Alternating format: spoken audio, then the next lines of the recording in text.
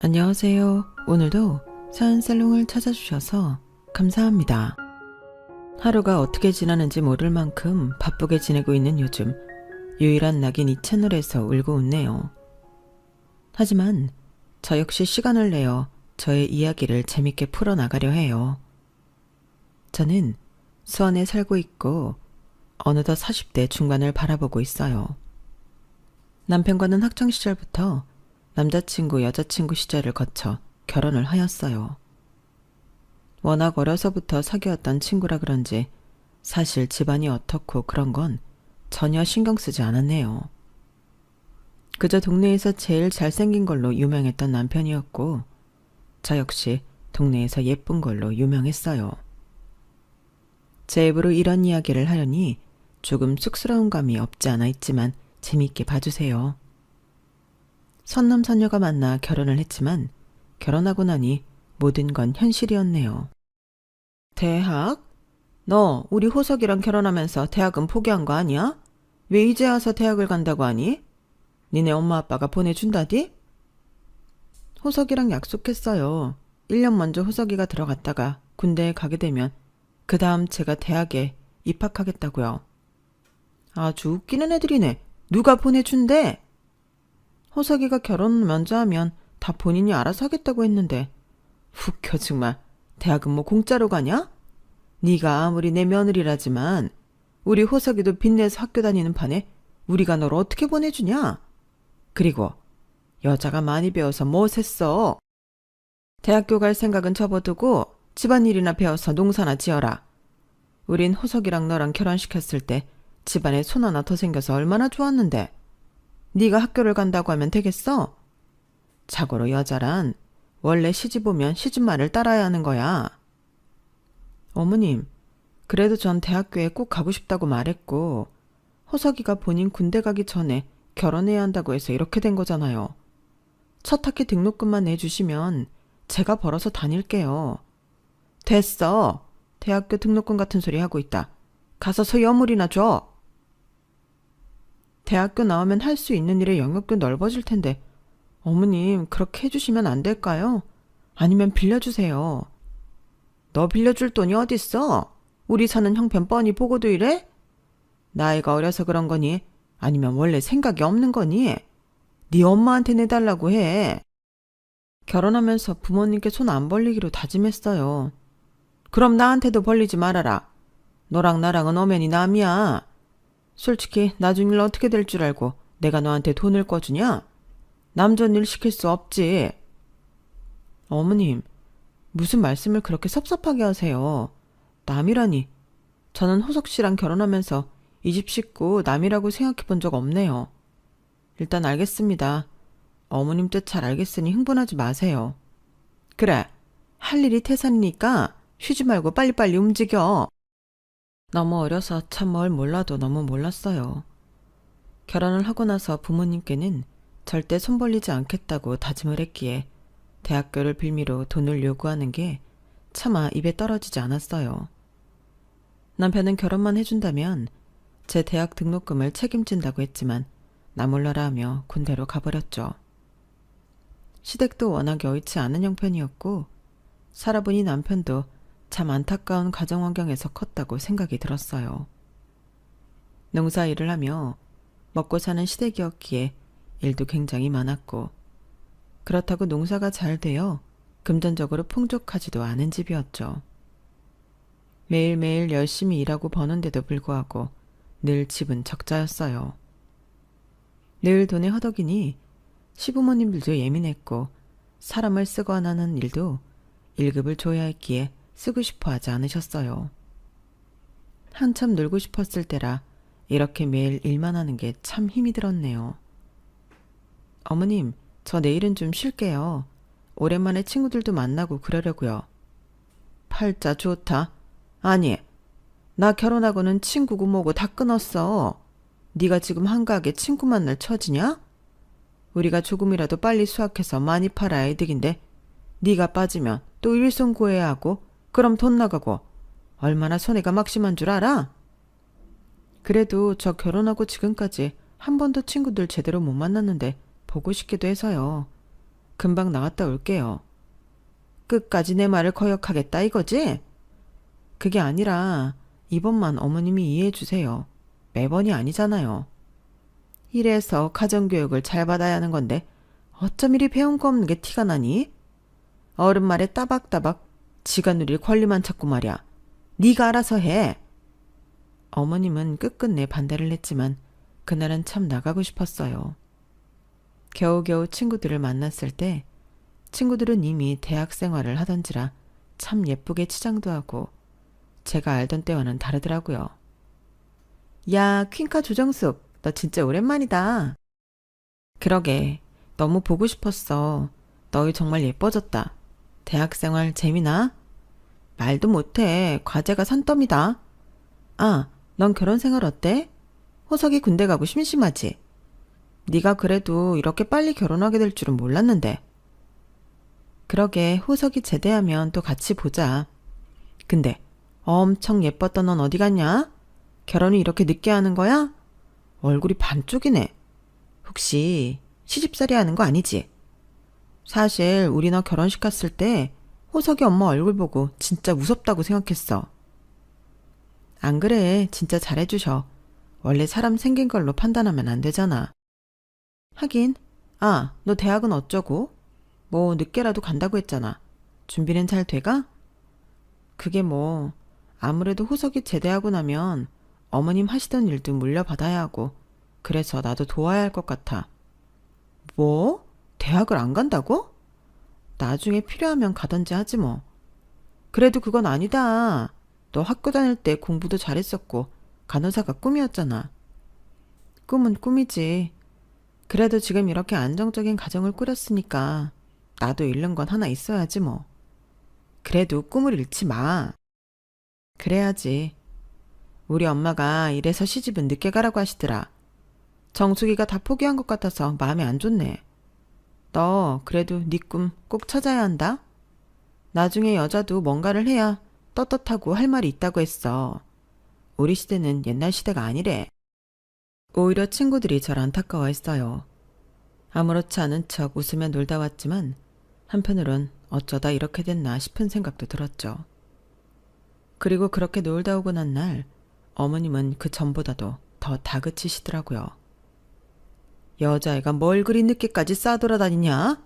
너 결혼 전에도 네 집에 살 때 이렇게 다녔냐? 아주 천박하게. 어머님, 말씀이 지나치시네요. 뭐가 지나쳐? 야밤이 아주 무서운데 천박하게 싸돌아다니기나 해대고. 위험하지 않게 왔어요. 택시라도 탔다는 거야? 택시비가 얼마인데 택시를 타? 야간 할증 붙는 건 몰라? 우리 호석이는 군대 가서 초코파이 하나도 화장실에 숨어서 먹는 판국에. 너 진짜 팔자 좋다? 죄송해요. 죄송하지 않았지만 죄송하다는 말이 입에 붙을 때쯤 남편은 제대를 했어요.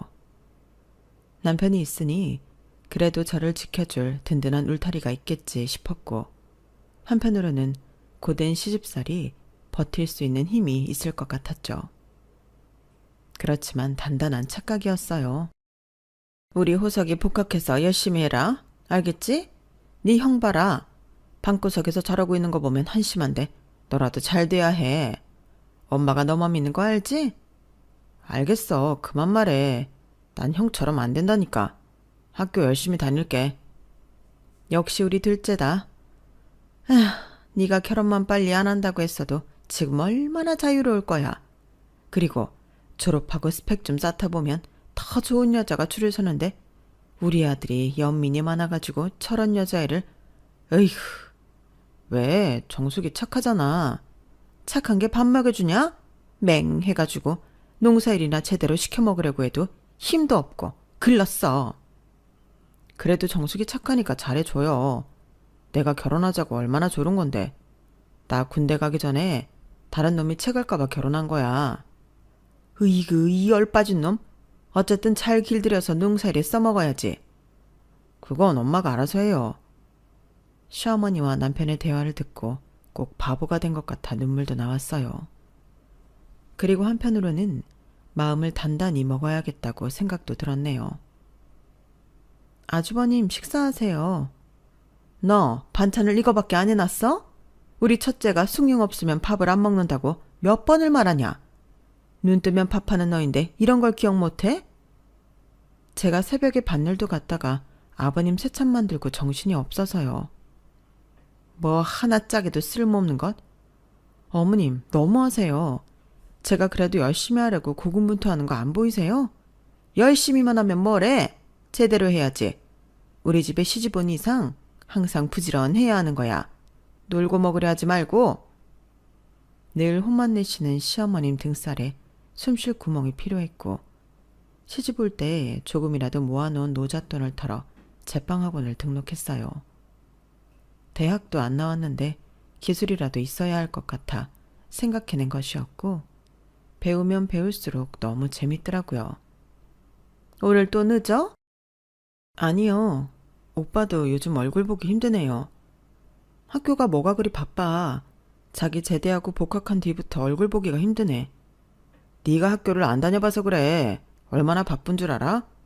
가뜩이나 내가 과대라니까. 아, 이런 것도 모르지? 왜 몰라. 과를 대표하는 거겠지. 나 오늘 제빵 수업 있는 날이니까 일찍 와서 어머님 좀 거들어줘. 아침부터 할 거 많다고 하셨어. 나 오늘 술 먹는다니까. 그게 당당할 일이야? 난 아침부터 밥 차리고 어머님 아버님이 시키는 거 하면서 하루를 보내. 그러면 자기는 밤 늦게나 들어와서 씻고 잠이나 자고. 내가 무슨 이 집의 노예야? 아니 뭘 또 그렇게 화를 내. 그래도 내가 번듯이 대학 졸업해서 좋은 회사 취직해야 우리가 잘 살 거 아니야. 그러라고 내가 선배며 교수님 눈치 보면서 술자리 하는 거 잘 알잖아. 됐어. 그런 거 필요 없으니까 지금 그냥 나한테 잘해. 이 나이에 시집 와서 이게 뭐야? 나한테 잘해준다고 했잖아. 다 우리 미래를 위해서 그런 거라니까. 울지 마. 내가 오늘 학교 갔다가 일찍 올게. 서운한 거 풀고, 어?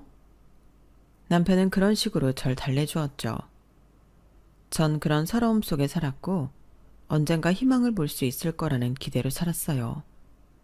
하루 종일 시집살이에 농사일까지 끝내야만 제 시간이 주어졌는데 그때는 또 제가 제빵을 하러 가곤 했어요. 빵을 왜 만드냐? 집안일이나 하지. 쓸데없는 거 참 많이도 한다. 어머님, 그래도 제가 만든 식빵인데 드셔보세요. 오늘 선생님이 제가 제일 잘 만들었다고 하던데. 너 이런 거 돈 많이 드는 거 아니야? 우리 집 사는 형편 뻔히 알면서. 제가 모은 돈으로 끄는 거예요. 호석이 돈 한 푼도 안 들어갔어요. 그렇다면 뭐 괜찮은데 어쨌든 우리 집안 돈 허투루 쓰르지 말어. 네, 명심할게요. 숨이 막히는 시집살이었네요. 그럼에도 뭐라도 해야겠다는 생각으로 악착같이 자격증을 취득했고 큰 빵집에 취직했어요. 그나마 제가 돈벌이를 한다고 하자 시어머니는 밖에 나가는 것을 허락해 주셨죠. 생활비 내놔야 한다. 솔직히 이 집에서 먹고 살면서 돈은 내야지. 네, 알겠습니다. 챙겨드릴게요. 일 끝나면 바로 와. 네 시아버지랑 내 식사 챙겨야 하니까 괜히 이상한 데 기웃대지 말고. 알겠냐? 네, 오늘 일찍 끝나니까 빨리 올게요.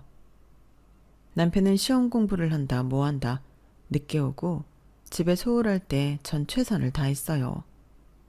일도 하고 집안일도 하면서 최대한 시부모님을 봉경하려 했고 임신인 걸 알았을 때도 일을 나갔죠. 남편이 그때 졸업할 쯤이었는데 남편은 취업 준비를 한다며 임신한 차를 달 졸봐주지 않았죠. 아마 제가 시집와서 저를 가꿀 겨를도 없이 매번 농사일에 집안일 그리고 제빵 공장까지 고된 일상을 살다 보니 얼굴도 많이 망가져서 그런 것 같더라고요. 한때는 다정했던 남편이 차갑게 돌아선 건 한순간이었어요. 나 딸기도 먹고 싶고 수박도 먹고 싶은데 사다 주면 안 돼? 나 취업 준비하느라 스트레스 만땅인 거 몰라? 꼭 이래야겠냐? 무슨 뱃속애가 이렇게 유난이야. 솔직히 나만 지금 유부남이라 스터디도 못 나가는 거 알아? 내가 미쳤지. 그걸 말이라고 해? 그럼 나는 말해봤자 무의미하지만 당신하고 결혼하고 지금까지 나한테 신경 한 번 제대로 써준 적 있어? 그만해라. 그래, 너 지금 우리 아들 잡들이 하는 거니? 어머님, 저희 부부끼리 얘기 중이잖아요. 너 엄마한테 큰소리 내지 마. 네가 뭔데 우리 엄마한테 큰소리야? 그래, 우리 아들 잘한다. 저게 아주 막 나가는 거지. 취업 준비하느라 힘든 우리 아들 바가지는 왜 긁어? 정말 너무하세요. 저 지금까지 시집와서 어머님이 하라는 거 다 했어요. 이 공부하니까 제가 생활비 대고 농사일 하고, 근데 겨우 딸기랑 수박 좀 먹고 싶은 게 이렇게까지 될 일인가요? 유난을 떨어대니 그렇지. 임신 너만 하냐? 남들 다 아는 임신이구만. 아, 엄마 진정하고 방에 들어가세요. 너 진짜 다시 한 번만 큰소리 내. 큰소리 내면 어쩔 건데. 이걸 확 그냥 나도 참고 있다고. 허, 지금 때리려고 한 거야? 그래, 때려봐. 아주 너 죽고 나 죽자 그냥. 아주 서방알기를 개똥으로 하네. 잘한다. 저런 것은 버릇을 단단히 고쳐놔야 해. 어디 여자가 서방이 말하는데 말대답이야? 나 때는 상상도 못했다. 호서가 아주 기고만장 못하게 버릇 좀 단단히 고쳐놔라. 제가 뭘 그렇게 잘못했는데요. 저 지금까지 어머님이 하라는 거 다 했어요. 당신은 나 대학교도 보내준다고 하지 않았어? 그런 달콤한 말로 유혹해놓고 어떻게 나를 이렇게 대해? 잘해준다며. 그렇게 해놓고 왜 그러냐고. 남자가 여자를 쟁취하려면 뭘 못해? 우리 호석이도 그랬던 거지. 순진한 건지 멍청한 건지 그 말에 속아서 결혼했다 이거냐? 자기를 아주 바보라고 광고하고 있네. 너 그렇게 우리 앞에서 질질 짜면서 얘기할 거면 듣기 싫으니까 나가서 울던지 마음대로 해. 정말 다들 너무하시네요. 처음으로 저에게 손을 올리려 했던 남편이었고 시어머니는 오히려 잘한다며 큰 소리를 쳤어요. 무슨 부귀영화를 누리겠다고 이리 사는지 제 자신이 갑갑한 생각이 들었고 다음날 전 친정으로 향하게 되었네요. 무슨 일이야 연락도 없이. 얼굴은 반쪽이고 임산부가 왜 그러냐. 호석이가 잘해주지? 걔 결혼 전에도 너한테 끔찍했잖니. 잘해주지. 그냥 임신하니까 엄마 생각이 자주 나서 왔어. 철들었네. 너 그렇게 시집가고 엄마도 많이 후회했는데 그래도 학교는 다 마치고 시집 보낼 걸 하면서. 에이, 내가 고집 피운 거잖아. 그때 내가 말렸어야 했지. 너 이렇게 임신하고 일 다니는 거 보면 안쓰러워. 아니야, 나 진짜 행복해. 다음엔 호석이랑 와. 임산부가 이렇게 혼자 다니는 거 보니까 안쓰러워 보인다. 알겠어. 호석이 좋아하는 꽃게탕 해놓을 테니까 꼭 같이 와. 알겠지? 차마 그만 살고 싶다는 말이 떨어지지 않았어요. 엄마, 만약에 내가 혼자라면 어떨 것 같아요? 그런 말은 입에 담지도 마라. 멀쩡히 남편이 있는데 왜 그런 소리를 해? 다 팔자 더러운 사람들이나 그러고 사는 거지. 호석이 너한테 끔찍이 잘해주니까 혹시라도 싸우거나 해도 그러려니 참고 살아. 참으라고? 그래, 남자들 다 거기서 거기다. 얼마나 단순한데. 나도 신혼 초에는 니네 아빠랑 얼마나 싸웠다고. 그러니까 혹여나 싸웠다고 뭐 산다 안 산다 그런 말 마라. 결혼이 장난도 아니고 말이야. 물론 엄마는 네 편이지만. 엄마의 말에 아차 싶었어요. 연인이 아닌 부부이기도 하고 나이는 어렸지만 그래도 아기까지 가져서는 이런 걸로 사내 못 사내 하는 것 자체가 저 역시 철이 없다고 생각이 들었거든요. 참자. 내 인생 내가 책임지자라는 생각으로 모든 생각을 바꾸는 계기가 되었죠. 그렇게 시댁으로 다시 들어갔고 제가 들어가자 남편과 시어머니는 더 기고만장하더라고요. 그럼에도 어쩌겠나요? 뱃속 아기는 커가고 있지 저 역시 자신도 없어서 그냥 참고 살았네요. 그래도 제 능력은 키워야 할 것 같아서 일은 손에서 놓지 않았어요. 어느 정도 시간이 지나 애도 낳고 살다 보니 어렵고 무서웠던 시어머니한테도 할 말을 어느 정도 할 수 있는 며느리가 되었고 남편의 사랑만을 바라던 저는 그저 남한테 피해만 끼치지 말라는 생각으로 남편을 바라보는 사람이 되었죠. 아, 양복 안 다려놨냐? 진짜 뭐 하나 제대로 해놓는 게 없네. 당신이 해 그럼. 나는 뭐 놀아? 너는 무슨 애가 그렇게 남편을 잡냐, 아침부터? 어쩜 가면 갈수록 드센지. 이게 다 어머님 아들이 이렇게 만든 거 아니겠어요? 누굴 탓해요? 팔자지.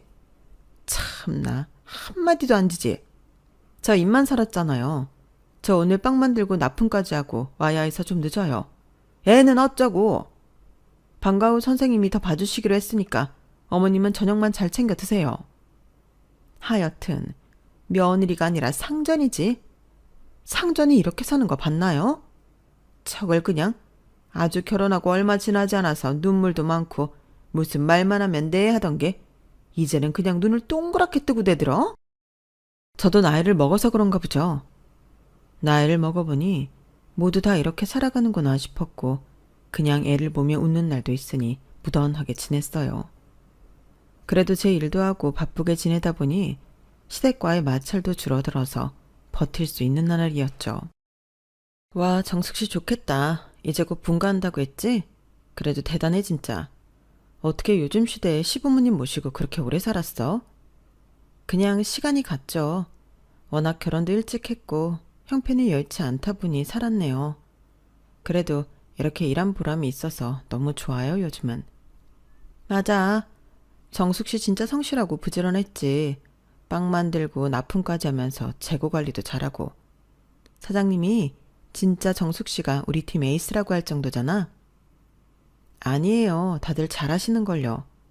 아 맞다. 남편은 회사 다닌다고 했나? 네, 중소기업 다녀요.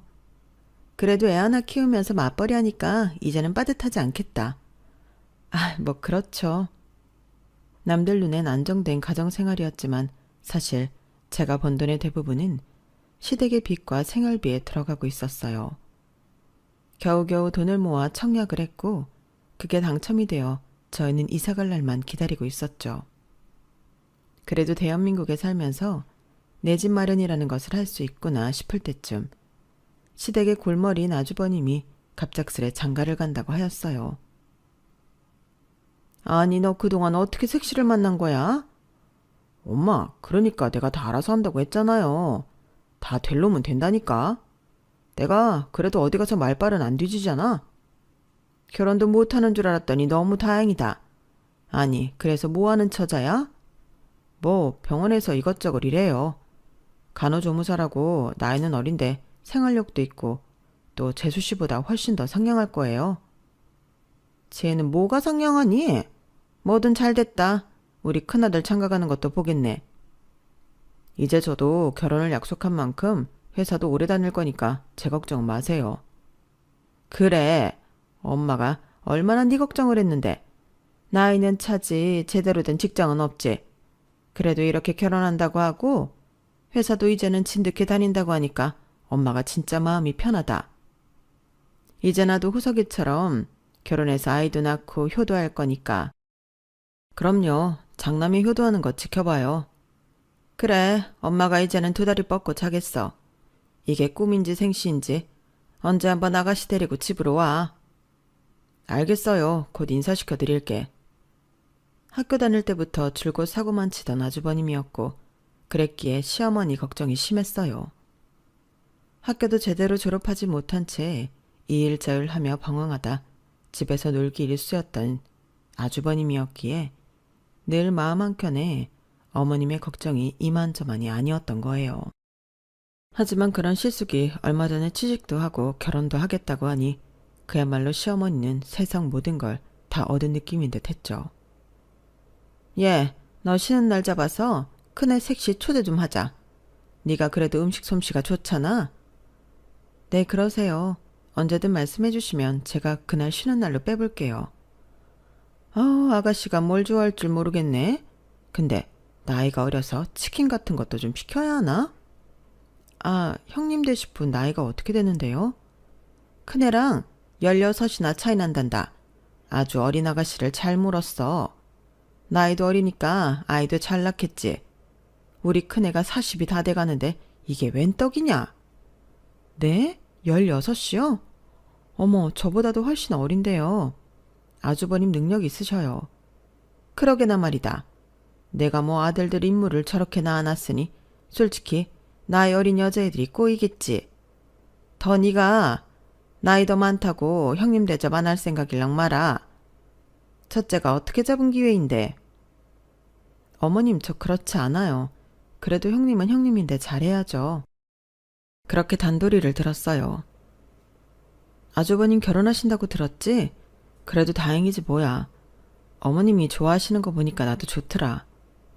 하긴 엄마가 형한테 기대가 크셨는데 당연히 기대에 부응하긴 해야지. 다음 주쯤 결혼하실 분 오신다는데 당신도 그날 일찍 끝내고 와. 나 출장인 거 모르냐? 요즘 회사가 얼마나 바쁜데. 하여튼 회사 생활 안 해본 티가 난다니까. 무슨 말을 그렇게 해. 안 되면 안 된다고 하면 되는 거지. 당신도 하여튼 말 참 밉게 한다. 그리고 내가 회사 생활은 못 해봤지만 그래도 결혼하고 빵 공장 가서 지금까지 일했는데 뭔 말을 그렇게 해. 하여튼 본인을 깎아먹는다니까. 아, 피곤해. 됐어. 어쨌든 그날은 네가 알아서 준비해. 살면서 더더욱 말을 예쁘게 하지 않는 남편이었고 가끔 그럴 때면 정이 떨어지곤 했어요. 그래도 저 역시 그때와 지금은 참 많이도 다른 사람이기 때문에 남편 또한 변했을 거라고 생각했네요. 그리고 드디어 새 식구가 집에 인사를 오는 날이 되었죠. 어머, 오빠네 주택이라고 해서 기대했는데 완전 작은 주택이었네? 아유, 우리 애기가 오빠네 집 보고 실망했어요. 괜찮아. 우리가 살 집 아니잖아. 하긴 그렇지. 아, 안녕하세요. 전 지희라고 해요. 어머, 곱기도 해라. 어서 들어와요. 우리 아들한테 얘기는 많이 들었어요. 실제로 보니 더 미인이네. 추우니까 얼른 들어와. 네. 어머, 근데 소파가 없네요. 아, 우리가 뭐 그냥 이렇게 살아요. 이제 결혼할 사이니까 말 편하게 해도 되지? 네, 그러세요. 오빠네는 불편해서 자주는 못 오겠다. 자주 안 와도 돼. 그저 우리 아들이랑 행복하고 우스운도순 살면 그만이지. 얘 뭐하니 너는? 손님 왔는데 마실 것 좀 먼저 내오지 않고? 어머님은 제 소개도 해주셔야죠. 안녕하세요. 저는 여기 둘째 며느리예요. 우리 같은 며느리로서 잘해봐요. 아, 네. 얘기 들었어요.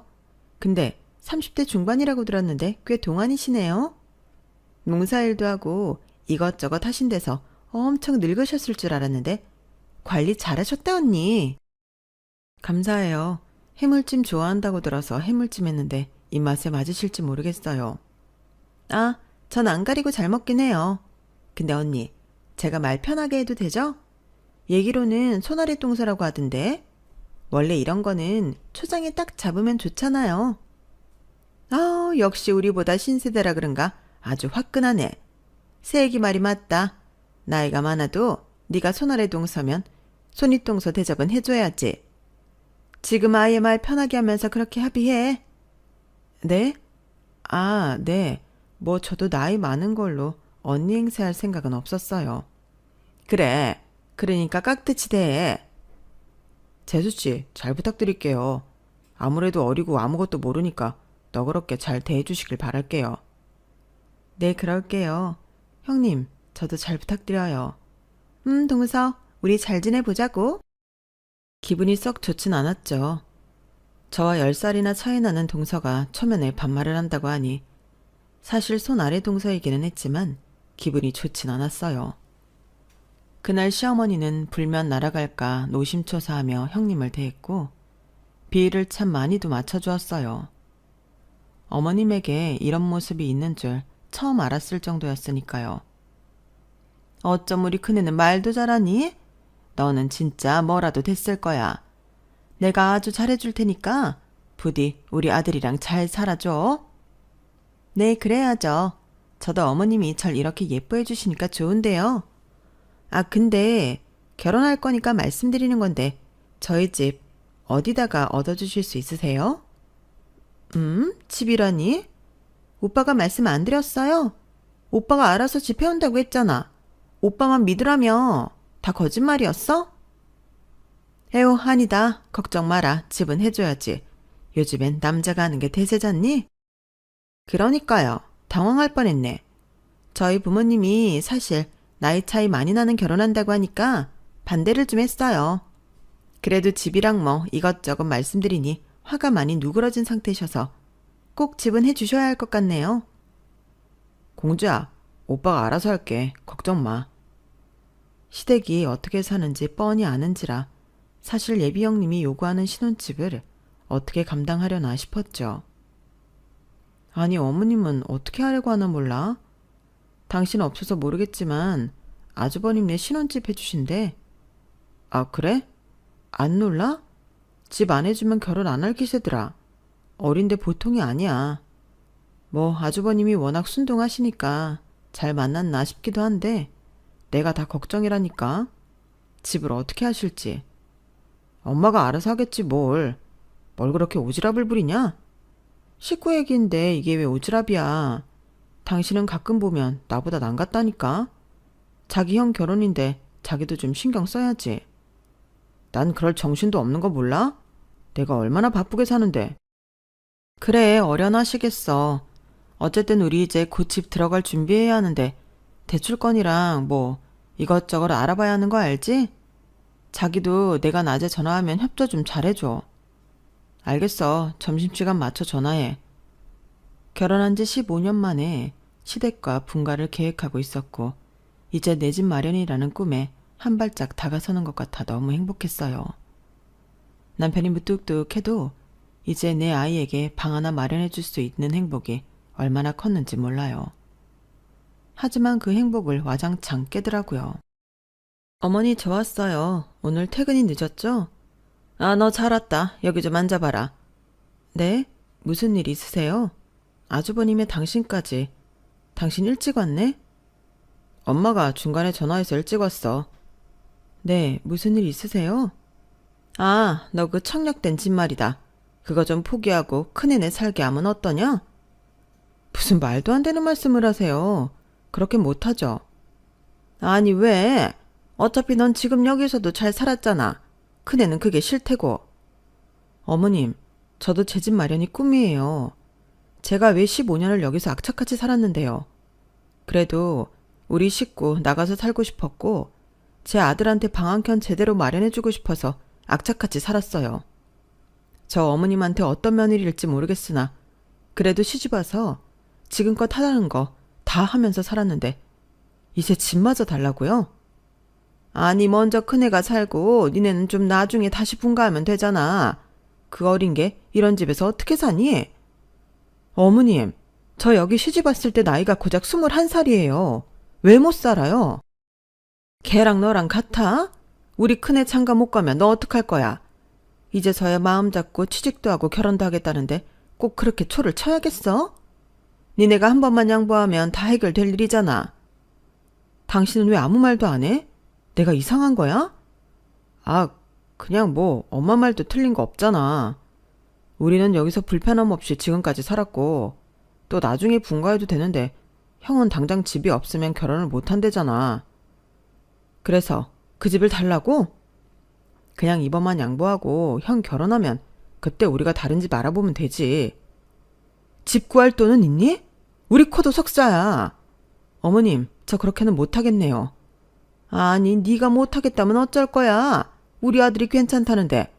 그리고 넌 그냥 살던 대로 살아. 네가 뭐 그런 거 누릴 처지냐? 요즘 개나 소나 다 아파트 산다니까 너도 그러고 싶나 보지? 그냥 순리에 순응하면서 살아. 네, 그러고 싶네요. 그리고 제가 왜 그걸 못 누리죠? 분양가 14억이 넘는 아파트 제가 당첨됐고 좋은 기회에 들어가게 됐는데 왜 포기해야 하냐고요. 그것도 아주버님 결혼해. 본인이 능력 없으면 결혼을 꿈도 꾸지 말아야지.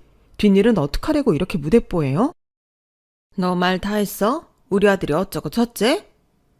재수씨 화나는 건 알겠는데 말씀이 심하네요. 그래도 저도 살아보려고 하는 건데 저희 애기가 어떻게 이런 악한 집에서 살겠어요? 그러니까 재수씨가 이해해줘요. 아주버님, 진짜 웃음이 나네요. 당신도 같은 생각이라는 거지? 너 그만해. 엄마랑 형한테 무례하게. 엄마, 내가 잘 설득해서 아파트 주도록 해볼게요. 그러니까 너무 열 올리지 마. 누구 맘대로 아파트를 줘? 너 미쳤어? 나 절대 그렇게 못해. 이게 아주 지 처지 생각 못하네. 제 처지는 제가 만들어가야죠. 도저히 못 살겠네요. 이제 저도 포기합니다. 내가 미쳤지. 평생 내 생각 한 번도 안 해주는 이런 인간들을 가족이라고 생각하고 살았으니 이제 막 시집오는 그 어린 것보다도 인간 취급을 못 받네. 못 살겠으면 뭐 어쩐다고? 뭘 어쩌긴요. 이혼해야죠. 당신도 이제 진짜 내 인생에서 아웃이다. 빌고 빌어도 다시 당신이랑 사는 일 없을 테니까 빠른 시일 내에 정리하자고? 이혼이 누구네 집 이름이야? 누구네 집 이름은 아니지만 당신이랑은 꼭 필요한 절차지. 어머니, 아니 아줌마, 이제 저 이 지긋지긋한 집에서 탈출할 거네요. 15년을 어쨌거나 생활비 대고 빚 갚고 살았으면 고마워해도 모자를 파네. 욕심도 야무지시지. 알아서 잘 먹고 잘 살아보세요. 재수씨, 너무 이렇게 감정적으로 그러지 마시고요. 아니요. 아주버님도 똑같아요. 능력이 없으면 결혼을 하질 말던가. 무슨 능력으로 집을 해간다 만다 여자를 꼬신 거예요? 하여튼 뻔뻔하셔라. 이혼 소장 보낼 테니까 당장 사인해. 저게? 아우 머리야. 시어머니가 뒷목을 잡고 쓰러지는 것까지 보고 전 집을 나왔고 바로 변호사를 찾아갔어요.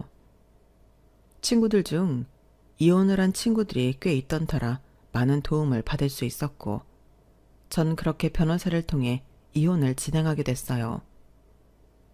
갑자기 이렇게 통보하면 어떡해. 그리고 엄마가 그냥 부탁 한번 한 거 가지고 이럴래? 부탁 같은 소리 하지 마. 그게 명령이지 부탁이냐? 내가 니네 집에 사는 것 자체가 내 인생이 아까워. 그 나이 어린 며느리 데리고 어디 잘 살아보라고 해. 청약이든 뭐든 다 제 이름으로 되어 있던 터라 남편이 불리할 수밖에 없었고 그렇게 전 서둘러 이혼을 진행하게 되었어요. 제 이혼 소식에 집 한 채가 날아가게 생기자 아주버님과 결혼하기로 한 나이 어린 형님은 집도 못 해온다며 파혼을 요구했다고 하더라고요. 애기야, 갑자기 이렇게 결혼 못한다면 어떡해? 아니, 집 못 해오면 내가 결혼 못한다고 했잖아. 솔직히 오빠 정도 나이면 차도 외제차에 집도 당연히 있어야 하는 거 아니야? 나처럼 어리고 예쁜 애 만나려면 그 정도 능력은 갖춰야지. 난 오빠네 재수치처럼 못 살아. 결혼 준비하는데 제일 중요한 집이 물 건너 가게 생겼다는데 이 결혼 안 하는 게 맞는 거지. 애기야, 오빠가 어떻게든 설득해 볼게. 아, 됐어. 우리 헤어져 그냥.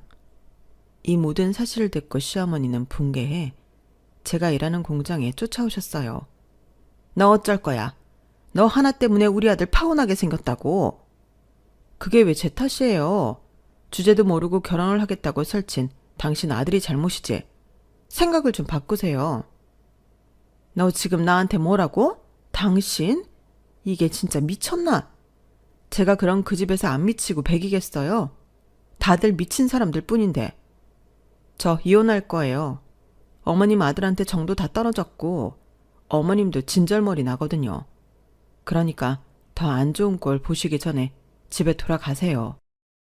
너 안 되겠다. 이리 와. 내가 아주 홍구멍을 내줘야지. 이거 안 나요? 아니 뭐하는 짓들이야. 어디 남의 영업장에 와서 행패입니까? 듣자하니 정숙씨 얘기가 틀린 말이 하나도 없던데. 아줌마 정신 차리고 돌아가요. 나이를 먹었으면 곱게 먹어야지. 뭐예요? 당신들 뭘 안다고 그래? 쟤 때문에 우리 큰아들 파혼하고 둘째 아들은 이혼남 되게 생겼다고. 당신의 아들들 농사를 잘못 지은 거겠지. 절 때리려고 하던 시어머니를 막아선 건 다름 아닌 공장 식구들이었어요. 어느 정도 제 이야기를 알고 있던 터라 저 대신에 시어머니를 막아주었고 공장에서 내쫓아 주었네요. 여사님들 감사해요. 제가 이러고 살았네요. 어쩌다 저런. 그래도 정숙씨 탓 아니야. 저런 사람들이 나쁜 사람들인 거지. 정숙씨 인생 길다. 이번 일 겪고 좌절하지 말고 더 보란듯이 잘 살아. 저런 사람들 손절하고 나면 오히려 더 좋은 일만 있을 거니까. 힘들면 언제든 우리한테 의지하고 말이야. 감사해요. 어떻게 15년을 가족이라고 생각한 사람들보다도 저를 더 이해해주고 안아주시네요. 제가 가족복은 없어도 인복이 많나 봐요. 감사합니다. 정숙 씨가 좀 성실하고 착해. 안 봐도 비디오지. 너무 걱정하지 마라. 다 잘 될 거야. 공장 직원들의 말에 힘을 입어 전 열심히 소송 준비를 해나갔고 남편과 이혼은 물론 친권, 양육권까지 가져올 수 있었어요. 어느 정도 큰 아이의 의견이 제일 중요했기 때문이었죠. 그리고 전 정신적 피해 보상이라는 명목으로 시어머니에게도 위자료를 받았어요. 이제 가족끼리 똘똘 뭉쳐서 알아서 살아봐. 나 결혼하고 당신 군대 간 다음 당신 엄마가 그러시더라. 난 남이라고. 앞일이 어떻게 될 줄 알고 돈을 꿔주네 만회하냐고 하더라고. 역시 이런 일을 다 꿰뚫어 보셨나 봐. 꼭 이렇게 해야겠냐? 난 그렇다 치더라도 애가 있는데 이렇게 모질게 이혼해야겠어? 아무 불만 없이 잘 살았으면서 이제 와서 왜 꼭 이사를 가야 한다는 건데 네가 조금 양보하면 될 일 가지고 이렇게 만들어서 좋아? 어이가 없네. 또 누구 탓을 하는 거야? 이렇게 만든 건 너야. 네가 나랑 니네 엄마 사이에서 나 한번 챙겨준 적 있냐? 어린 나이에 너 만나서 이렇게 된 내가 불쌍하지. 넌 재혼도 하지 마. 그 여자가 불쌍하니까. 알겠냐? 아, 알겠고. 일단 위자료 부분에서 나 진짜 인정 못하겠는 부분 많거든. 그러니까 이건 내가 다시 항소할 거야. 항소해봐 어디. 남편은 그렇게 항소한다고 했지만 막상 항소를 하지 않았고 저에게 위자료를 줘야 했어요. 이 나쁜 것. 내 아들들 그렇게 망쳐놓고 너 혼자 잘 먹고 잘 산다 이거지? 너 가만 안 둘 줄 알아. 가만 안 두면 뭐 어쩔 건데요. 당신이 가만 안 두기 전에 내가 당신 아들들 더 요절낼 수도 있으니까 제발 주제 좀 파악하고 지내세요. 허, 너 원래 이렇게 막대먹은 애였냐?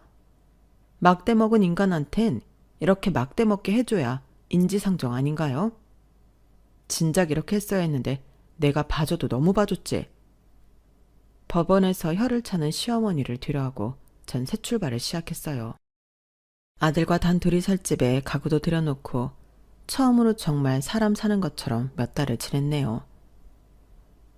엄마 괜찮다니까 뭐 이런 돈을 줘. 내가 너한테 미안해서 그러지. 진작에 너 이렇게 사는 걸 알았어야 했는데 내가 말 안 했으니 몰랐지. 너 집 들어가는데 돈 많이 들어갈 거 아니야. 이거 어차피 니네 이사 시기 맞춰서 엄마가 해주려고 했던 돈이야. 고마워요. 나 비록 이혼했지만 더 잘 살 거야. 두고 봐. 그래. 우리 딸 앞으로 좋은 일만 있을 거야. 엄마가 미안했다. 그때 너 임신하고 우리 집 왔을 때 그래도 많이 힘들어했을 건데 엄마가 모른 척했어. 정말 미안해. 이렇게까지 안 될 수 있었는데 내가 나쁜 엄마야. 그런 말 마세요. 그냥 엄마는 단순 부부싸움인 줄 아셨잖아. 내가 말 안 했어. 엄마 걱정 안 시키고 싶어서. 나 이혼했어도 당당하고 우리 아들 진짜 잘 키울 거야. 그러니까 엄마도 내 걱정 하나도 하지 말고 그냥 지내시면 돼요. 청약이 당첨된 곳에 아들과 둘이 들어가게 되었고 그래도 제 인생에 내 집 마련은 이루게 되었어요. 처음 이혼하고 법원에서 악담만 하던 시어머니도 몇 달을 지내다 보니 아들 둘 뒷바라지가 힘에 겨웠는지 공장에 찾아왔더라고요. 예, 아가. 여긴 또 웬일이세요? 정말 다신 보고 싶지 않거든요. 아니, 그게 아니라 나 좀 살려다오. 내가 이 나이 먹고 아들 둘 뒷바라지 해야겠냐? 내가 잘못 생각해도 한참을 잘못 생각한 것 같아. 그러니까 풀어. 뭘 풀어요? 이게 가볍게 당신이 나한테 사과하면 될 일인가요? 전 15년을 어머님한테 철저히 이용당했어요. 고작 몇 번 안 본 어린 며느리 드리고 싶어서 눈이 뒤집힐 땐 언제고 이제 와서 굳은 일 다 해야 하니 그때서야 제 생각이 났나 보죠? 이혼하니까 너무 좋더라고요. 왜 진작 안 했는지. 부디 아들들 잘 건사하시고 잘 사시길 바랄게요. 예, 그래도 우리 인연이 어떻게 일이 끝나니? 내가 널 21살 때부터 봤는데. 그러니까 마음 풀고 집으로 돌아가자. 안 됐지만 혼자 가셔야 되겠네요. 제 마음이 변할 것 같지 않자 어머님은 저에게 처음으로 무릎을 꿇었어요. 미안해. 이 정도면 화가 풀리겠니? 나 오늘 여기 오면서 어떻게든 네 화 다 풀어주고 데리고 가겠다는 마음으로 왔어. 그러니까 혼자 못 가. 절 아직도 21살의 아가씨로 보시네요. 어머님이 집을 저에게 사주신다고 해도 저 안 돌아가요. 그냥 호석 씨에 관련된 모든 인간들과 끊고 싶거든요. 제발 돌아가 주세요. 미안하다. 네가 우리 집에 얼마나 희생했는지 이제야 알았어. 내가 너무 당연하게 생각해서 미안해. 그 미안함 가지고 평생 사세요. 아들 둘 봉양하면서. 전 그리고 쌩하니 들어가 버렸어요. 시어머니는 제가 퇴근할 때까지 한참을 밖에서 기다리시다가 직원들 눈총에 돌아가셨어요. 뻔뻔도 하지. 그렇게 찾아와서 욕을 할 땐 언제고? 이제 와서 본인 힘들어지니까 저러는 것 좀 봐. 저렇게는 안 늙어야지. 자식들이 안 되는 이유가 있다니까. 마음을 저리 쓰니까 그런 거야. 그러게나 말이야. 이제 와서 후회를 하면 뭘 해? 이미 지나간 기차인데. 정숙 씨, 보란 듯이 더 잘 살아. 아주 저 집 땅을 치고 후회하게. 네, 알겠습니다. 감사해요. 진짜 자기 같은 여자 두고 저 사람들도 복을 지발로 찾지? 저 집 지지리도 못 산다며. 제대로 돈벌이 하는 게 그나마 정숙 씨 전 남편이었는데 이제 어쩔 거야? 그러게 말이야. 역시 다 벌을 받게 되어 있다니까. 남의 집 귀한 딸 데려가 놓고 이런 일을 만드니 본인들이 똑같이 돌려받는 거지. 어쨌든 고생했고 이제 좋은 일만 있을 거야. 여사님들 덕분이죠. 저 진짜 열심히 살려고요. 응원해 주세요. 여기 다 정숙 씨 응원하는 사람들만 있잖아. 힘들면 우리한테 얘기해. 아주 우리가 혼을 내줄 테니까. 이런 일이 있고 나서 남편과 시어머니가 몇 번이나 찾아왔지만 헛수고를 한 셈이었죠. 저렇게 후회를 하니 오히려 속이 참 시원하더라고요. 전 아들과 둘이 살며 공장을 나와 제가 제일 잘하는 수제빵집을 아파트 옆에 차렸어요. 입소문이 제법 나서 동네에서 유명한 빵집이 되었고 그걸로 돈벌이를 톡톡히 하고 있네요. 너무 치열한 20대 30대를 보내서 그런지 후회도 없고 열심히 살았다는 생각뿐이에요. 건너 듣기로는 남편은 재혼을 해보려고 했지만 다들 시댁 사는 것을 보고 재혼의 문턱을 넘지 못한다 하더라고요. 참 그렇게도 재혼이 하고 싶을지 의문입니다만 아마도 그 집의 가정부 역할을 대신해 줄 사람을 고르는 게 아닐까 싶어요. 많이도 돌아온 내 인생 더도 말고 덜도 말고 딱 저와 제 아들만 생각하고 살려고요. 글을 쓰고 나니 그래도 자기 반성도 나름 하게 되네요. 너무 미련을 떨었다는 반성 말이에요. 제 당나귀 기가 되어주신 여러분들 감사드리고 좋은 하루 보내시길요. 여러분, 사연 댓글에 응원과 현명한 조언 부탁드려요. 좋아요와 구독은 저에게 큰 힘이 됩니다. 오늘도 좋은 일 가득하세요.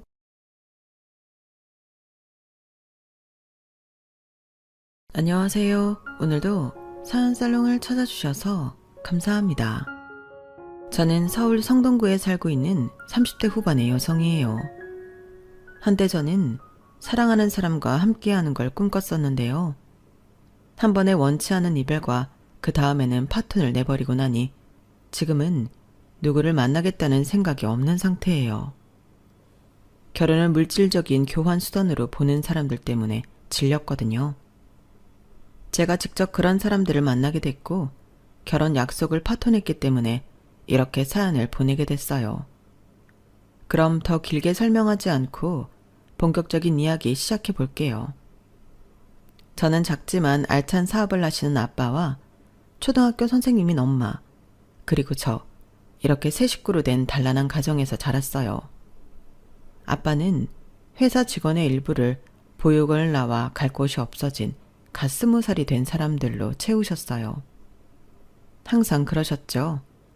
아빠의 지로는 이랬어요. 내가 잘 되는 건 운이 좋아서야. 그러니 그 운을 남에게 나눠주는 것도 할 줄 알아야지. 우리 회사에서 일을 배우고 다른 데 가도 좋다. 아빠는 우리 회사가 스물이 되어 사회에 나온 아이들에게 희망이 됐으면 좋겠다. 부창부수라고 엄마도 한 달에 한 번은 하루를 비우고 봉사활동을 다니셨어요. 그러니 저도 자연스럽게 엄마를 따라 봉사하는 걸 당연하게 생각하며 살았죠. 엄마는 낙후된 지역의 노인분들을 위한 봉사를 많이 하셨는데요. 어린 제가 가서 할머니, 할아버지들 안마를 해드리면 다들 그렇게 좋아할 수가 없더라고요. 아유, 어쩜 이렇게 안마를 시원하게 잘하니? 어린데도 참 야무지구나. 얼굴도 이쁘고. 우리 손녀 생각난다. 방앗간 내는 손녀라도 있지. 나는 아무도 없다고. 에휴, 저런 손녀 하나만 있어도 얼마나 좋을꼬. 밥 안 먹어도 배부르겠어. 칭찬을 들으면 기분이 좋아 더 열심히 했던 것도 같네요. 그뿐 아니라 김장철엔 김치도 해서 혼자 사시는 분들한테 나눠드리고 반찬도 도우미 아주머니와 대량을 만들어 갖다 드리기도 했어요. 저는 자연스레 그렇게 나누는 게 당연한 걸로 알고 컸고요. 대학 졸업 후에는 처음부터 아빠 회사에서 일한 건 아니었어요. 대기업에서 6년간 일을 했었네요. 그러고 아빠 회사의 중간 관리직으로 갔는데 아무래도 회사 분위기나 시스템이 조금은 다르다 보니 처음에는 어려움도 있었지만 금세 적응했어요. 그게 아빠 회사라서라기보다는 회사 직원 대부분이 아빠한테 불만이 없어서였어요. 저는 아빠 딸이라는 걸 말하지 않았기 때문에 제 앞에서 일부러 아빠에 대해 좋은 말을 하는 게 아닌 진심이란 걸 알아서 정말 뿌듯했고 회사에 금방 정을 붙였어요. 아빠는 여전히 보육원을 나온 아이들 중에서 우리 회사에서 배울 수 있는 기술직을 원하는 사람들을 취직시켜 주고 계셨어요. 다른 부서 과장님은 이런 말도 했죠. 사장님 같은 분이 있다는 게 세상에 희망이 있다는 증거야. 어려운 사람들 일부러 채용하지 월급 한 번 밀린 적 없지. 직원들한테 함부로 하지 않지. 그래서 내가 계속 여기 다닌다고. 그러고 보니 정말 작은 회사인데도 이직률이 아주 낮은 회사가 우리 회사더라고요. 저는 아빠가 너무 자랑스러웠어요. 그렇게 하루하루 뿌듯함 속에 일을 하던 중 남자를 사귀게 되었는데요. 대학 선배였고 통번역 일을 하는 사람이었어요. 자기 일을 정말 좋아해서 열심히 하는 모습에 반했었죠. 남친은 출장을 가게 되면 꼭 거기에서 사진을 찍어 인화해서 선물로 주곤 했어요. 태주야, 이거 봐. 하늘이 정말 이쁘지. 아침에 해가 뜨는데 이렇게 하늘색이 예쁘게 변하더라. 너한테 꼭 보여주고 싶었어. 고마워, 오빠. 덕분에 나한테 멋지고 아름다운 사진이 100장은 넘겠다. 100장은 너무 오버하는 거 아니야? 내가 본 걸 너한테도 보여주고 싶은 거야. 이렇듯 따뜻하고 상냥했던 저보다 2살 많은 남친은 남자답기도 해서 저를 잘 이끌어주는 사람이었어요. 그러니 결혼은 당연한 거였고요. 양쪽 집안에 인사도 드리고 상견례까지 하고 저희는 결혼식을 향해 하루하루 지내는 일만 남았었네요. 아들만 둘 있는 남친 집에서는 저를 딸처럼 여겨주셨고 오로지 저만 바라보고 사시던 부모님은 남친을 아들처럼 아껴주고 좋아하셨어요. 누가 봐도 집안 어른들까지 아주 잘 만났다고 할 정도였죠. 하지만 이 모든 걸 남친이 어느 날 일을 하다가 쓰러지면서부터 무너져 버렸어요. 남친은 회사 중역에 통역을 맡아서 회의를 하다가 갑자기 쓰러졌다고 했어요. 연락을 받고 응급실에 부랴부랴 간 저는 헬스관 얼굴로 누워있는 남친을 보게 됐네요. 바쁘다고 일주일 정도 못 본 것 같은데 저렇게 다른 사람이 되어 있다니 놀랍기만 했어요. 그리고 저도 모르게 눈물이 나왔어요. 정신을 차린 남친은 저를 보더니 일어나려고 하더군요. 제가 말리며 말했어요. 아프면 회사를 쉬면 되지 뭐하러 억지로 나가서 일을 하다가 이렇게 쓰러져. 결혼 전에 이러면 어쩌려고 그래. 나 걱정시키고 싶어? 그럴 리가 있어. 미안해. 요새 좀 어지럽고 소화도 안 되기는 했어도 대수롭지 않게 생각했는데 이렇게 될 줄은 생각도 못했어. 내가 MRI고 뭐고 다 찍어달라고 했어. 혈액 검사도 전부 다 한댔고. 그것 말고도 병원에서 시키는 거 전부 다 해야 돼. 알았지? 알았어. 혜준이가 시키는 대로 다 할게. 남친은 저를 보고 애써 웃었지만 힘이 하나도 없었어요. 그런 모습을 보는 저는 너무 속상했고요. 그때까지만 해도 심각한 병이 있을 거라고는 남친도 저도 상상하지 못했어요. 제가 남친한테 몸 좀 아끼라고 엄포 놓느라고 그런 거였고 이참에 건강검진 제대로 하면 좋을 것 같아서 그랬던 것 뿐이었죠. 하지만 마른 하늘의 날벼락이라고 남친은 뜻밖에도 췌장암 말기 판정을 받았어요. 저와 남친은 잘못 나온 검사일 수도 있다고 생각해 소위 말하는 빅5 병원 중에 한 곳에 가서 다시 전부 검사를 했네요. 하지만 결과는 마찬가지였어요. 눈앞이 캄캄해진다고 하잖아요. 저는 정말 그걸 실제로 겪었어요. 남친은 암 환자가 되어 항암 치료에 들어갔고 그 모습을 보는 저는 황망하기 그지없었어요. 남친이 힘들어하는데 저는 아무것도 해줄 수 없다는 게 제일 힘들더라고요. 오빠 너무 힘들어하는 것 같아서 어쩔 줄 모르겠어. 차라리 내가 할 수 있으면 내가 했으면 좋겠어. 오빠처럼 좋은 사람한테 왜 이런 일이 일어났지? 너무해 진짜. 그런 말 하지 마. 생각해보면 내가 내 몸을 너무 혹사했어. 그저 내가 원하는 일이라고 몸이 힘든 거 무시하고 막 나가다가 이렇게 된 거야. 나야말로 혜주 너한테 정말 미안하다. 결혼 앞두고 이렇게 돼버려서. 혜주 웨딩드레스 입은 거 보고 싶었는데. 저는 남친이 보고 싶은 제 웨딩드레스 모습을 직접 보게 해줘야겠다는 일념으로 열심히 간호를 했어요. 하지만 남친은 하루가 다르게 쇠약해져 가기만 했고 항암 치료도 그닥 효과가 없는 것 같았어요. 병원에서도 사실상 힘들다고 했고요. 차라리 오빠랑 산으로 들어가 버릴까도 생각했었는데요. 오빠는 그렇게 하고 싶지 않다고 하더라고요. 그게 정말 나을지 보장이 없다면서요. 어느 날 오빠가 저한테 이렇게 말하더라고요. 혜주야, 널 만났던 것만으로도 내 삶은 굉장히 멋졌다고 확신해. 날 만나주고 내 옆에서 있어줘서 진심으로 고맙다. 오빠, 그게 무슨 소리야. 왜 떠날 사람처럼 그런 말을 해. 오빠 괜찮아질 거야. 그러니까 약한 소리 하지 마. 그토록 기적이 일어나길 바랐지만 남친은 몇 주 후에 세상을 떠나고 말았어요. 정말 믿어지지 않았고 모든 게 거짓말 같기만 했어요. 식장에서도 내내 멍하니 있다가 미친 듯이 울다가를 반복했네요. 남친 부모님은 그런 저를 불러 이렇게 말씀하셨어요. 혜주야, 우리 아들 끝까지 지켜봐줘서 고맙다. 태훈이가 행복하게 저 세상 갔을 거다.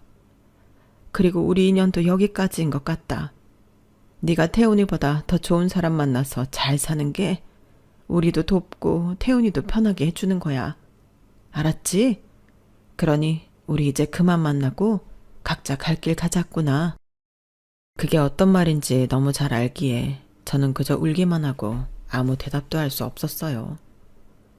저는 남친 부모님 옆에 남고 싶었지만 그게 더 그분들 마음을 후벼 판다는 것도 알고 있었거든요. 저를 볼 때마다 아들 생각이 날 텐데 얼마나 가슴이 아프시겠어요. 그렇게 저는 남친 부모님과도 이별을 하고 말았네요. 한동안은 눈물이 마를 날 없이 지냈어요. 물론 부모님 앞이나 회사에서는 티를 내지 않았지만 매일 울면서 남친 생각을 했어요. 그러다 보니 꾸역꾸역 밥을 먹어도 살은 계속 빠졌고 부모님도 저를 걱정 많이 하셨어요. 그래서 일부러 저를 한 달 동안 유럽 여행도 보내시고 같이 국내 여행도 많이 데려가 주셨죠. 그래도 안 되겠는지 하루는 엄마가 저한테 말씀하셨어요. 혜주야, 차라리 힘들다고 말해. 그리고 울어. 누가 너더러 울면 안 된다고 할 사람 있니? 그냥 속 시원하게 울어라. 우리 너무 배려하지 않아도 되니까 아무 때나 너 하고 싶은 대로 해. 엄마의 그 말에 저는 무너지고 말았네요. 엄마 품에 안겨 어릴 때로 돌아가 얼마나 울었는지 몰라요. 엄마도 저를 안고 펑펑 우셨고요. 그렇게 엄마와 껴안고 하룻밤 자고 났더니 좀 개운하긴 했어요. 세상이 좀 다르게 보이기도 했고요. 부모님도 그새 안색이 안 좋아지셨다는 걸 깨달았어요. 제 걱정을 하느라 그렇게 되신 거였죠. 저는 이대로 있어서는 안 되겠다고 남친이 저 세상으로 가고 1년도 더 지나서야 깨달았어요. 그때부터 기운을 차리고 회사 일도 더 생기 있게 해나갔고 엄마와 함께 김장 담궈서 어려운 분들에게 나눠드리기도 했네요. 여기저기 봉사도 다녔고요. 할머니, 어깨 많이 뭉쳤으니까 꼭 물리치료 받으러 가세요. 끼니 거르지 마시고 꼭 챙겨 드시고요. 아셨죠? 반찬 없으신 말만 하세요. 제가 갖다 드릴 테니까 아껴서 드시지 마시고요. 아유, 이렇게나 나를 생각해 주다니 너무 고맙네. 내가 말년에 무슨 복으로 아가씨 같은 사람을 만났을까? 내가 괜히 젊은 사람 고생시키는 것 같아 미안해. 그런 말씀 마세요. 저 괜찮으니까 말씀만 하세요. 그게 전 더 좋아요. 그러면서 운동도 시작했어요. 새벽 달리기를 하다가 본격적으로 PT를 등록했고 전문 트레이너의 도움을 받으며 운동을 하다 보니 마음도 새로워지더라고요. 이것저것 배우러도 많이 다녔고 영화도 많이 봤어요. 그렇게 혼자 있는 시간을 갖지 않고 활동을 많이 하다 보니 조금씩 남친을 떠나보낼 수 있게 되더군요. 시간이 지나며 가슴속의 상처도 점점 아물어서 남들처럼 평범하게 살 수 있게 되었어요. 그렇게 정신없이 살다 보니 어느덧 7년이라는 시간이 흘렀고 제 나이는 30대 후반을 향해 가고 있었어요. 정신을 차려보니 친구들은 대부분 결혼을 했고 학부모가 된 사람도 있더라고요. 문득 쓸쓸하다는 생각이 들었는데 지인이 저한테 소개팅을 하라고 하더라고요. 변호사라고 해서 만나기 부담스러웠는데 지인 손에 잡혀 억지로 만나는 곳까지 끌려갔어요. 그렇게 어색한 첫 만남을 갖고 난 후 보니 의외로 저와 잘 맞는 부분이 있는 것 같더라고요. 혜주 씨는 어떤 인생을 꿈꾸세요? 낭만적으로 들리겠지만 목표가 뭔지 알고 싶네요. 전 제 일도 잘하고 힘든 사람들도 돕고 싶어요. 인생은 혼자만 살아가는 게 아니라 세상하고 더불어 살아간다고 생각하거든요. 저도 공경에 처한 사람들을 돕고 싶어서 변호사가 됐어요. 저로 인해서 법을 잘 몰라서 어려움을 당한 사람들이 안심할 수 있다는 게 참 좋더라고요. 괜찮은 사람이다 싶었고 그렇게 전 그 남자와 연인이 되었어요. 남친이 저 세상으로 가고 7년이 넘어서야 새로운 사람을 만난 거였어요. 새 남친은 저한테 상냥하고 좋은 사람이었어요. 한 번은 휴일에 같이 교회를 놀러 갔다가 피곤해서 힘들다고 하자 저를 업고 응급실에 가려고 하더라고요. 피곤한데 왜 나와도 괜찮다고 했어. 그럴 때는 쉬어도 되는데. 안 되겠다. 응급실 가서 링거 한 대 맞자. 아니야. 그럴 정도는 아니라고. 오버하지 마. 내가 진짜 힘들었으면 오늘 나왔겠어? 그럼 내가 업고 가지는 않을 테니까 링거는 한 대 맞자. 아니다. 서울 올라가서 맞을까? 그게 낫겠다. 이렇듯 남친은 제가 조금만 다치거나 아파도 엄청 마음을 쓰고 배려를 해줬어요. 게다가 저의 사소한 취향까지 신경을 써줬죠. 하루는 남친이 디저트 박스 하나를 내밀더라고요. 유명하기도 하고 비싼 거라서 지나가는 말로 먹어보고 싶다고만 했던 거였어요. 경호씨, 이거 어떻게 샀어? 여기 요즘 줄 엄청 길게 서잖아. 가격도 만만치 않고 금방 품절되는데? 그래서 문 열기 30분 전부터 가서 줄 서 있었어. 나는 디저트 뭐가 맛있고 그런 거 잘 모르긴 한데 혜주 너 추천으로 먹은 거 다 맛있더라. 그리고 이거 네가 진짜 먹고 싶어 했던 거 아니야? 남친이 이 정도는 해줘야지. 아니, 일도 바쁜 사람이 어떻게 줄 서서 살 생각을 했어. 정말 고마워 경호씨. 이렇게 제 마음을 헤아려주고 저를 위해 중고등학생들과 대학생들 틈에서 줄까지 선 남친을 보며 이런 사람이라면 평생을 함께해도 되겠다는 생각이 들었어요. 그래서 만난 지 6개월도 채 안 되어 결혼을 약속하고 남친 집에 인사를 드리러 갔어요. 남친은 저를 처음 만났을 때 아버지가 몇 년 전에 돌아가셔서 어머니만 있다는 얘기를 했기에 그런 점들은 알고 있었어요. 아버지가 돌아가시면서 집안 형편이 전보다 더 안 좋아졌다는 것도요. 남친의 본가는 수도권 외곽에 있는 연식이 오래된 아파트였어요. 저는 제 시댁이 잘 살고 말고는 신경 쓰지 않았어요. 그런 걸 따져가며 사람 만나라고 배우지 않았으니까요. 남친 집에 가서 인사를 드리고 남친 어머니와 같이 밖에 나가서 식사를 하기로 했어요. 남친 어머니가 무슨 음식을 하면 좋을지 모르겠다고 걱정하셨다길래 제가 나가서 먹자고 했죠. 그렇게 집에서는 인사만 드리고 셋이 나와서 운치 있는 한옥 한정식에 가서 식사를 했어요. 남친 어머니는 저희 아버지 사업에 대해 이것저것 물어보더군요. 아버지 회사 직원은 몇 명이나 돼? 수익은 잘 나오는 편인가? 직원은 꽤 있어요. 강소업체니까요. 회사가 그래도 설립 연도가 꽤 돼서 자리는 잡혀 있다는 것까지만 말씀드릴게요. 그럼 아가씨는 월급 얼마나 받아? 아버지 회사니까 딸이라고 돈 더 받나? 보너스니 뭐니 더 잘 챙겨주겠네? 회사 방침에 따라서 받지 제가 더 받고 말고 하는 건 없어요. 저는 좀 당황스러웠지만 곤란하지 않은 선에서 대답을 했어요. 남친은 남동생도 한 명 있었는데 뒤늦게 식사 자리에 오더니 꽤나 무례한 질문을 하더라고요. 형수, 솔직히 우리 형 변호사라 잡은 거죠. 그 집안처럼 장사로 돈 번 사람들이 원하는 게 사회적 지위잖아. 그러니까 우리 형같이 돈도 잘 벌고 존경받는 변호사인 게 좋겠지. 형수 완전 노났네요, 인생. 첫 만남에서 너무하는 것 같아 집에 돌아오는 길에 남친한테 섭섭한 티를 냈어요. 근데 경호씨 어머니도 그렇고 동생도 그렇고 돈 얘기에 변호사가 어쩌고 저쩌고 왜 그런 말들만 하는 거야? 어머니도 너무 돈 얘기에 집착하시는 것 같아서 기분이 좀 그랬어. 아빠 돌아가시고서 갑자기 집안이 어려워졌다고 했잖아. 그 후로 엄마가 이래저래 마음고생 몸고생 하셔서 더는 고생하고 싶지 않다는 생각이 있으셔서 그래. 혜주 너네는 살면서 경제적인 일로 큰 굴곡이 없었던 것 같으니 궁금해서 그러신 거고. 그러니까 너무 마음에 두지 마. 남친 말대로 저는 그렇게 이해하기로 했고 남친도 저희 집에 인사를 왔어요. 남친이 워낙 밝고 사교성 있게 행동하니 부모님은 웃으며 맞아주셨어요. 저한테만 잘하면 된다고 하셨고요. 아버님 회사에서도 어려운 일 있으면 저한테 연락 주세요. 부담 전혀 가지실 필요 없습니다.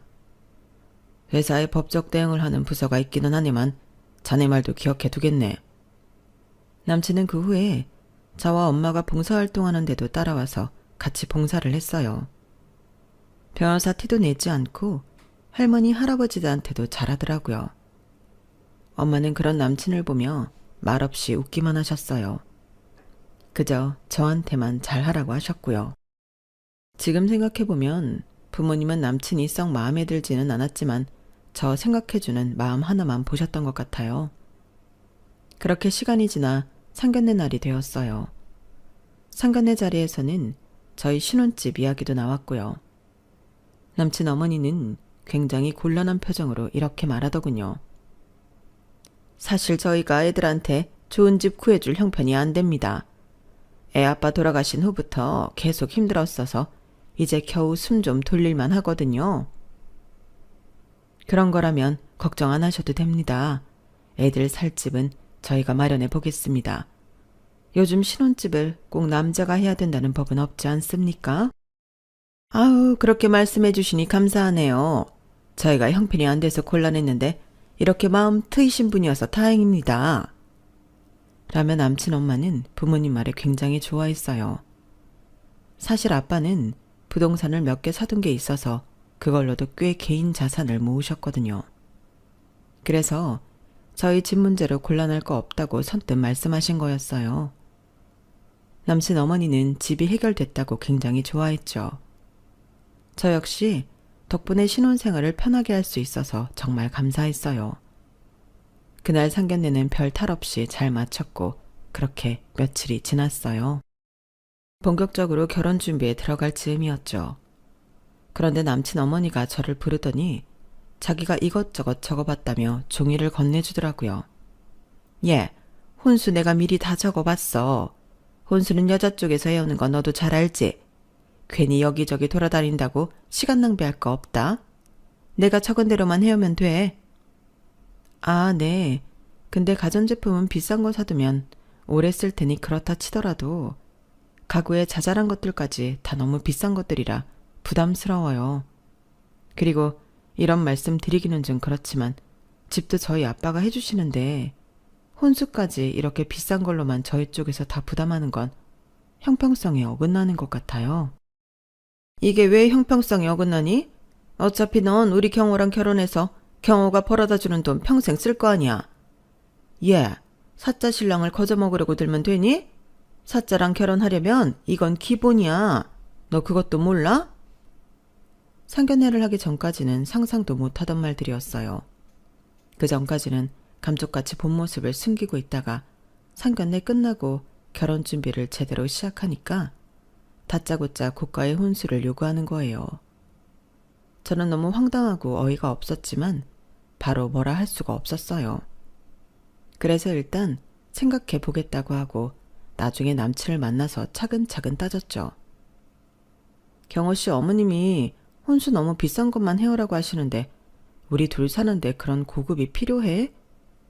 그냥 우리끼리 있는 돈에서 적당히 하면 되지. 어머님하고 도련님 옷까지 엄청 비싼 옷을 해오라고 하셨어. 나 이건 좀 아닌 것 같아. 그리고 솔직히 우리 아빠가 집까지 해주시는데 이걸 다 나보고 하라고 하는 건 불공평하잖아. 이게 다 내가 경호씨가 벌어다 줄 돈 생각하면 아무것도 아니라는 식으로 말씀하시는데 이게 말이 된다고 생각해? 네가 생각할 때 그럴 수 있어. 불합리하게 느껴지는 거 이해해. 근데 엄마 말이 맞긴 하잖아. 내가 지금 돈이 없는 거지. 앞으로를 생각하면 내 가치가 훨씬 높잖아. 그러니까 그건 맞는 말이야. 너희 집에서 더 돈을 많이 쓰는 게 당연한 것 같은데? 저는 남친이 이런 말을 하리라고는 상상도 못해서 완전 충격을 받았어요. 평소에 변호사라고 젠척한 적도 없고 돈에 연연하는 건 더더욱 없었거든요. 그동안 남친이 저한테 보여줬던 모습들이 진실하다고 여겼기 때문에 쎄한 건 단지 기분 탓이라고 넘기기로 했어요.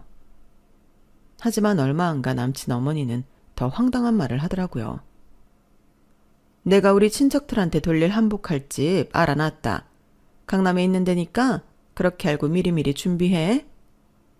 한복은 가족이나 아주 가까운 친척한테만 하면 되는 거 아닌가요? 근데 남친 어머니는 완전 비싼 고급 한복집에서 남친 친가 쪽 사촌까지 외가는 8촌쯤 되는 사람한테까지 다 하라는 거였어요. 거기에 더해 남친 동생도 거들더군요. 형수, 저 옷 하나 갖고는 안 될 것 같아요. 우리 양복 사기로 한 데에서 요즘 스타일로 한 벌만 더 해줘요. 결혼식 날 입을 건 좀 꼰대스러워서 어디 입고 다니기 좀 그래요. 그리고 거기에 맞게 시계 하나 해줄래요? 옷에 맞는 구두 있는데 시계가 없네. 이왕이면 롤렉스, 오케이? 도련님, 평소에 롤렉스 차고 다니면 너무 부담스럽지 않겠어요? 결혼식 때만 찰 거면 낭비잖아요. 도련님 나이대에도 안 어울리고요. 그건 내가 알아서 해요. 형수는 사주기만 하면 되고요. 아, 진짜 갑갑한 사람이네. 이렇게 무례하고 오만한 남친 동생은 얼마 전 회사에서 해고를 당해 집에서 노는 중이었어요. 연예기획사 매니저였다는데 얼마 못 가고 그만뒀다는 거예요. 남친 어머니는 자꾸 저한테 자기 둘째 아들을 우리 아빠 회사에 취직시켜 주라고 하더군요.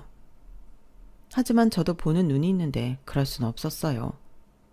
제가 안 된다고 하자 남친 어머니는 눈에 쌍심지를 켜고 저한테 뭐라고 하더군요. 너 지금 우리 둘째 무시하는 거야? 걔가 전에 회사는 적성에 안 맞아서 그랬던 거고 앞으로는 뭐가 맞는지 네가 옆에서 데리고 있으면서 이것저것 시켜보면 되잖아. 그렇게 해서 애가 할 수 있는 일을 찾아줘야지. 니네 그것도 회사고 너는 주제의 사장 딸이라고 내 앞에서 잘난 척하는 거냐? 정말 별것도 아닌 것들 사돈으로 드리려니까 배알 꼴려 죽겠네. 이런 지경인데도 남친은 자기 집안에 대해 아무 문제점을 못 느끼더라고요. 오히려 저한테 뭐라고 했어요. 우리 이제 한 가족이야. 좀 엄마 말도 들어주고 해라. 우리 엄마가 그렇게 말도 안 되는 요구를 하는 것도 아닌데. 그리고 형수 될 사람이 통 크게 돈도 쓰고 척척 좀 해주면 좀 좋아. 저는 그렇게 말하는 남친을 보고 전에 쎄했던 게 착각이 아니라는 걸 깨달았어요. 지금까지 알고 있던 괜찮은 사람이 아니더라고요. 그러다가 한번 남친 본가에 갔는데 남친 어머니가 이렇게 말했어요. 너 결혼하고 나면 우리 집 주위에 한 번은 올 거지? 내가 우리 경호 변호사 만드느라 얼마나 했었는데. 당연히 며느리 있니가 그 정도는 해야 되지 않겠어? 마음 같아선 나랑 같이 살라고 하고 싶은데 많이 봐준 거다. 어머니, 그건 좀 힘들 것 같아요. 제가 평일에 노는 것도 아니고 계속 출근하는데요. 주말에라도 좀 쉬어야 되고요. 2주에 한 번도 아니고 매주는 좀 힘들 것 같아요. 내가 널더러 매일 오라고 해? 일주일에 한 번 오는 게 뭐가 어렵다는 거냐? 아, 나 정말 요즘 것들은 며느리 노릇 안 하려 든다더니 내가 딱 그런 며느리를 만났네. 저는 이 결혼을 하는 게 정말 맞는지 심각하게 고민하기 시작했어요. 분명히 상견례 하기 전까지만 해도 이렇지 않았는데 상견례 끝나고 결혼식 날짜 잡히고 나니 다들 이렇게 변하는 건지 이해가 안 되더라고요. 결혼을 깨고 싶은 생각만 굴뚝같이 커지던 어느 날 아빠가 말씀하셨어요. 혜주야, 내가 니들 신혼집으로 알아봤는데 평수가 24평짜리 딱 괜찮은 게 있더라.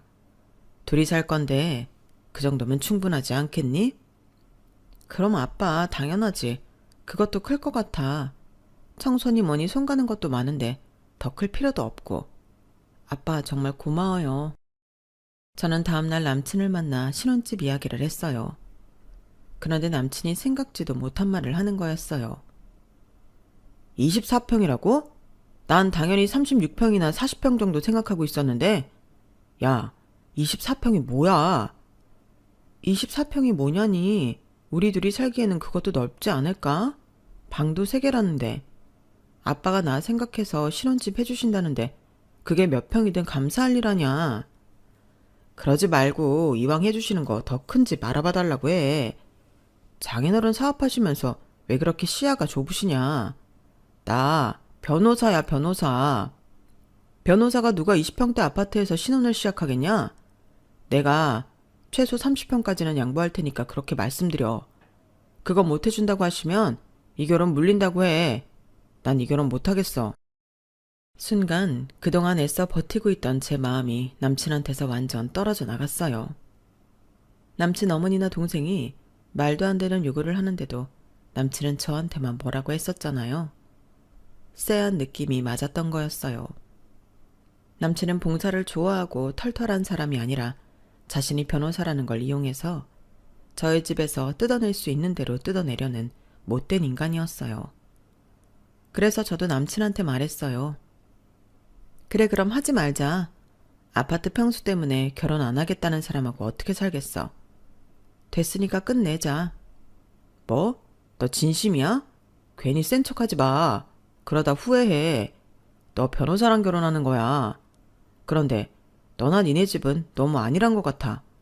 솔직히 우리 엄마가 뭘 그렇게 무리한 요구를 했냐? 내 동생도 마찬가지야. 내가 40평 아파트 받아도 우리가 손해나는 건데 그걸 모르냐? 그래, 너 손해니까 하지 마. 나도 결혼을 자기 직업 앞세워서 장사하듯 하는 사람하고 하기 싫어. 우리가 너나 니네 집에 빚졌니? 왜 우리가 죄 지은 것도 아닌데 그런 무리한 소리를 다 들으면서 결혼해야 돼? 그러니까 없던 걸로 하자는 거야. 참나. 그러면 뭐 내가 못할 줄 알아? 알았어. 파혼하자. 나도 20평짜리 아파트에서 궁상 떨며 사회 노릇 할 생각 없어. 머무든 개가 머무든 게 나무란다고 남친은 오히려 저한테 큰 소리를 치더군요. 저는 제가 완전 사람 잘못 봤다고 후회를 하며 집으로 돌아왔어요. 그리고 파혼 얘기를 부모님한테 어떻게 전달할지만 고민하고 있었죠. 그런데 황당하게도 다음날 남친 어머니가 저를 회사에서 불러내더니 난리를 치는 거였어요. 너 대체 어떻게 된 거야? 그냥 니네 아버지한테 40평짜리 집으로 해달라고 하면 되잖아. 그걸 못하겠다고 파혼을 해? 네가 지금 경호 안 잡으면 네 손해다. 글로 들어온 복 도로 내쫓는 거라고. 내가 이번 한 번은 참을 테니까 니네 아버지한테 가서 잘 얘기해. 그리고 여기 혼수 목록 다시 가져왔다. 여기 있는 거 그대로 해온다고 하면 내가 없던 일로 넘어가 줄게. 그리고 결혼하고 나한테 한 달에 130만 원씩 보내라. 이것도 내가 많이 봐주는 거야. 대체 어떤 정신 상태면 저런 말을 할 수 있는 건가요? 아니, 변호사 아들이 그렇게 대단하면 더 대단한 여자랑 결혼하면 되지 않나요? 저는 말도 안 되는 소리를 하는 사람들과 더 이상 상대하기 싫었어요.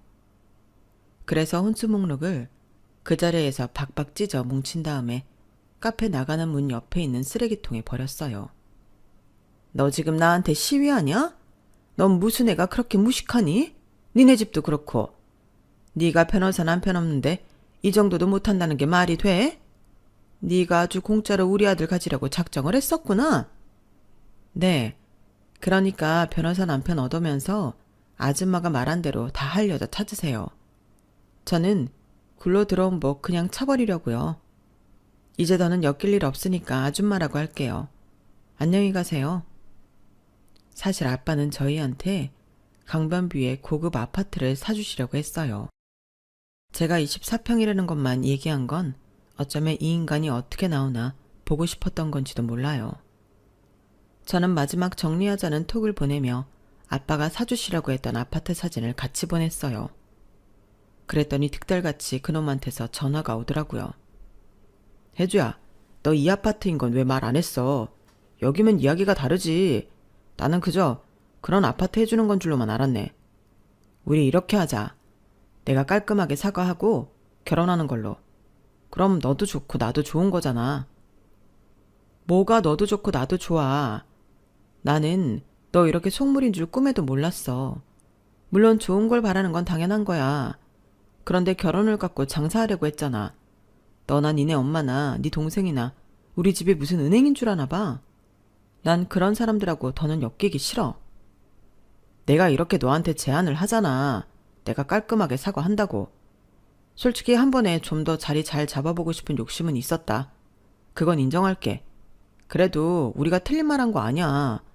내가 너랑 결혼하면 내 월급 다른 데로 가? 너한테 다 가는 거고 너는 거기에 더해 변호사 사모님 소리 듣는 거잖아. 그럼 그 정도는 감수해야지. 와, 진짜 개소리를 이렇게까지 신박하게 할 수 있다는 게 신기하다.